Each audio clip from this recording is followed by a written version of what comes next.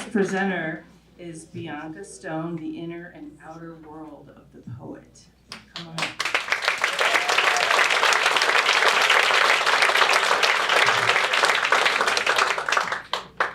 Sing us out.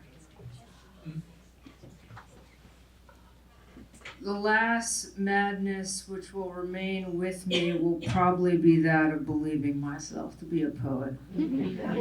I wanted to talk to you today about my lifelong madness for poetry.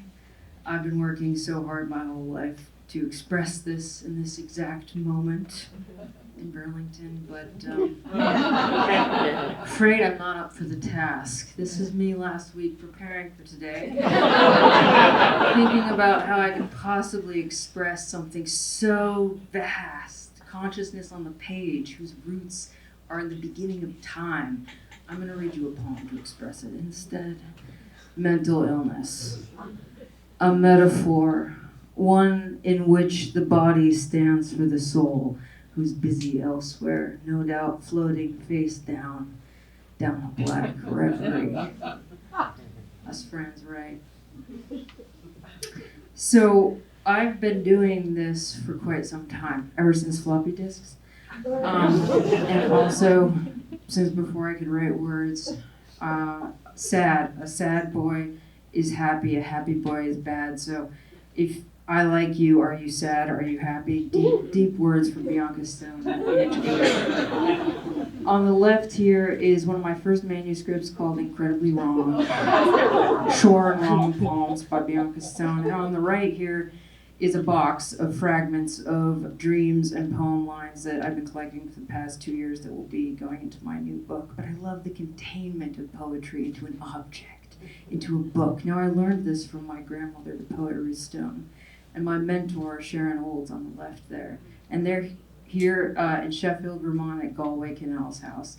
Now there's 3 poet laureates here in this picture on scene 1, but I'm the new poet laureate of Vermont.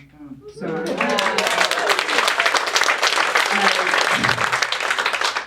I basically just wanted to put this picture in because of my amazing outfit.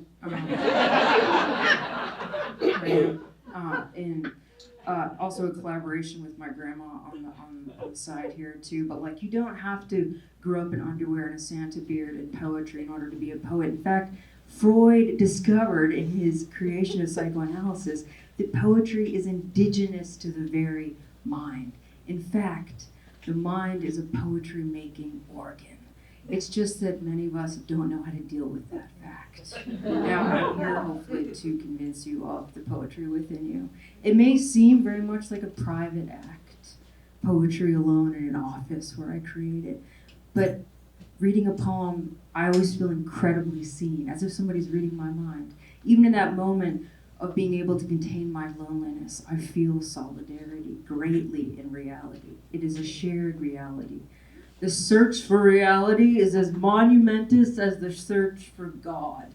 It is the philosopher's search for an interior made exterior, and the poet's search for the same exterior made interior, breathless things broodingly abreath with the inhalations of original cold.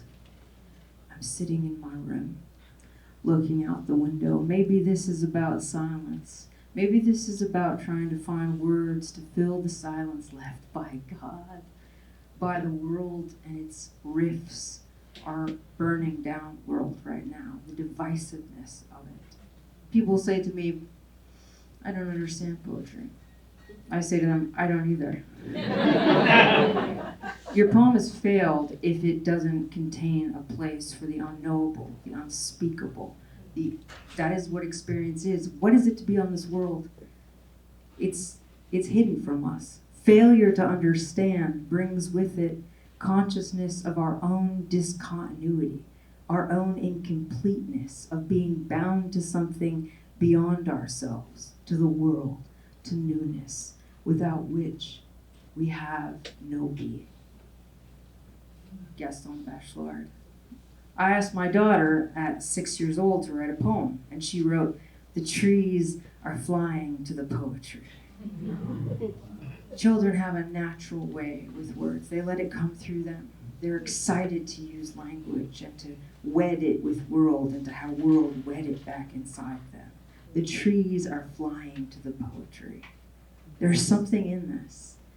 The trees want to come into language to show us that consciousness is not confined to the skull at all. And that in language, the beginning was the word. In language, we can reestablish our relationship to nature itself. All my life, I have worshipped the wrong gods. When I watch the trees on the other side, the arrow in my heart is like one of them, swaying and quivering. Louise Glick, another Vermont poet laureate. So, I mean, what is it? What is it to smell the goldenrod as it's turning brown and dropping its seeds, which are going to grow into something new? What is it to speak the language back into the poem, to see the objects of the world, and to put it back into language, and then to give it to another person? Thanks again for reading Emily Dickinson to me over the intercom at Price Chopper. It's also a poem.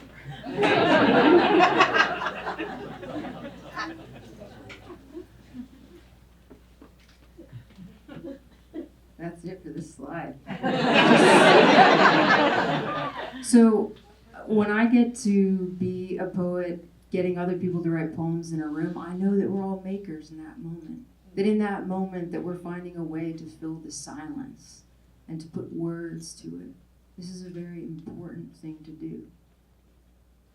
And I love the long silences that need to be loved, perhaps more than words, which arrive to describe them in time. I hope tonight that we all go home and find the words.